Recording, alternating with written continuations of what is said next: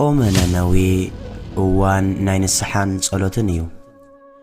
እዋን ናይ ምቁራጽ ናይ ምጽላይ ናይ ምምላስ ናብ እግዚአብሔር እዚ ጾም ዘዘኻኽረና ምንም እኳ ልብና ካብ እግዚአብሔር ዝረሓቐን ተረሓቐ ምሕረት እግዚአብሔር ግና ከም ዘይጋደፈና ዘርኢ እዩ። እግዚአብሔር ቅድሚ መቕጻዕቲ መጠንቀቕታ ሰደደ ከተማ ምሉእ ንኽጠፍእ ዘይኮነስ ብምሕረቱ ንኽምለስ ደኣ እምበር።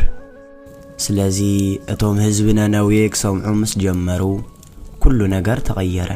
ንሰለስተ መዓልታት ስጋ ካብ ዝኾነ ዓረፈት መግቢ ተወጊዱ ትዕቢትን ሓጢአትን ድማ ተገዲፉ። ስለዚ እታ ነፍሲ እንደገና ተስፋ ሰቑዐት። ነነዌ ብምሉእ ልቦም ዝተነስሑ እግዚአብሔር ድማ ልቦም ረአየ።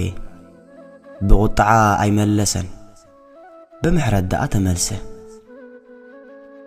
ንሕና ነዚ ጾም ዘኪርና ክንጾሞ እንከለና ብታሪኽ ጥንታውነቱ ስለ ዘመስከረ ዘይኮነስ የግዳ ብንስሓ ተመሊስና ኩሉ ነገር ክንቅይሮ ከም ንኽእል ስለ ዝተምሃርና እዩ።